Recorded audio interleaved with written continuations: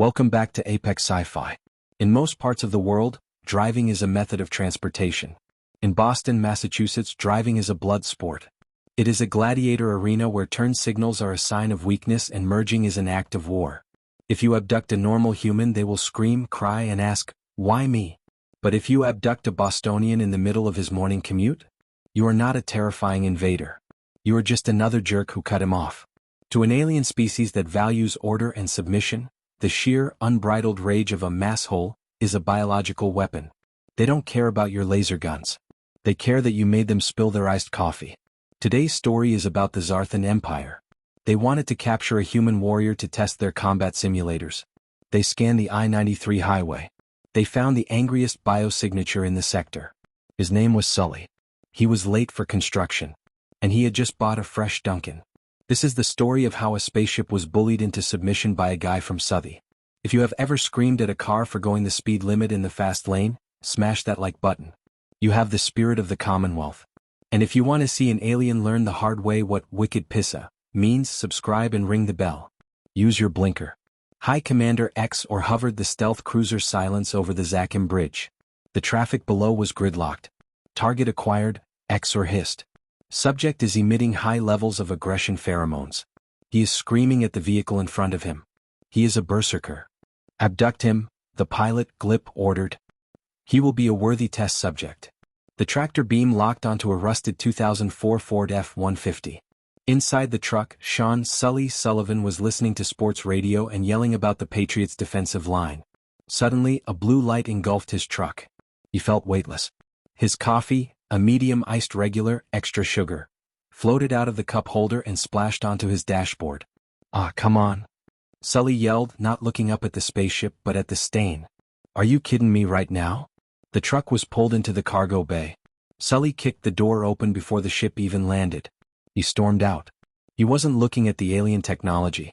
He was looking for the guy responsible. He saw Xer. 7 feet tall. Gray skin. Large black eyes.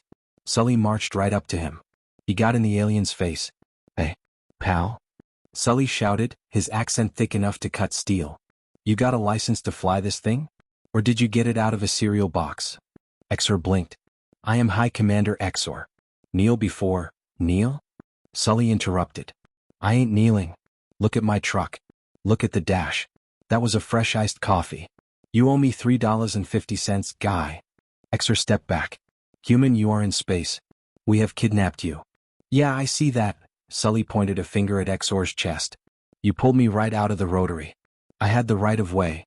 You entered the lane without a signal. That's a moving violation. Where's your blinker? Does this saucer not have a blinker?" "Blinker?" Xer asked, confused. "We use telepathic navigation." "Telepathic? Well, use your telepathy to drive better. You almost took off my side mirror." Sully looked around the hangar. He saw Glip, the pilot, sitting at a console. Sully walked over to the pilot. Are you the one driving?" Glip trembled. I pilot the craft." "Move over," Sully said. "Excuse me?" "Move over. You're parked in a fire lane. And you're hovering like a grandma. Give me the stick." "I cannot. This is advanced technology." Sully grabbed the controls. "It's a stick shift. I can drive a stick. My cousin fits transmissions in Revere. Now take us back down. I got a poured foundation waiting for me in Quincy." Xer aimed his blaster at Sully. "Step away from the console. You are a prisoner." Sully turned around slowly. He gave Xer a look of pure disdain. "Put the water pistol away, Space Ranger. You think I'm scared? I grew up in Southie in the 90s. I fought a guy named Knuckles over a parking spot in a blizzard. You got big eyes but you got no chin. I could drop you in one round." Xer lowered the weapon, unsure. The human's confidence was irrational.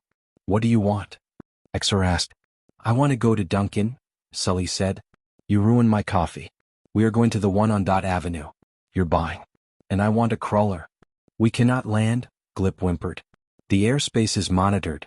"Kid," Sully said, putting an arm around the alien pilot. "You're driving a UFO. Who's gonna stop you? The Stotties? They're on break. Just weave in and out.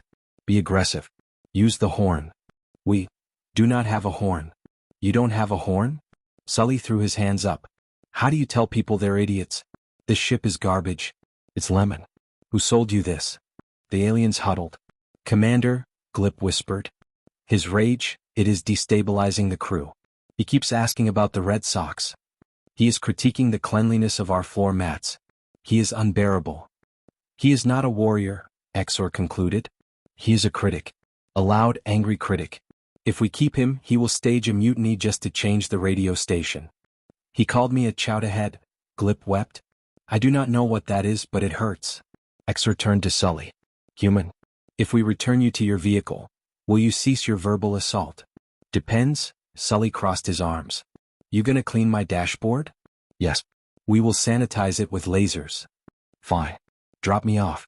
But not in traffic. Put me past the tunnel. I ain't sitting in that bottleneck again. The ship descended. They dropped Sully's truck on the other side of the tunnel, clearing the traffic jam. Sully hopped out. He inspected his paint job. All right, Sully yelled up at the hovering ship. You didn't scratch it. You got lucky. He leaned into the truck and pulled out a tire iron. Hey, he shouted. The aliens panicked, thinking it was a weapon. Sully threw the tire iron. It clanged off the hull of the ship. That's for the coffee. Sully screamed. Go back to Mars, ya hoser. The silence shot up into the sky at warp 9, desperate to leave the Massachusetts airspace. Exor recorded a new entry in the galactic database. Warning, avoid sector, New England. Inhabitants are highly territorial. They communicate through car horns and profanity. Do not interrupt their caffeine rituals. They do not fear death. They only fear traffic. Back on the ground, Sully got back in his truck. He called his foreman. Yeah, boss. Gonna be late. Some tourist cut me off. Yeah, huge guy. Green. No respect for the road. I tell ya, this city is going to the dogs. He turned up the radio. The Pats were losing. Gah. Sully slammed the steering wheel. Throw the ball? It's wicked simple. Just a normal Tuesday. This has been Apex Sci-Fi. The galaxy is big and scary. But it has nothing on rush hour in Boston. If you've ever used a breakdown lane to pass someone, hit that like button. Comment below. What is your Dunkin' order? Iced even in winter. Subscribe. And keep your eyes on the road, kid. Wicked awesome.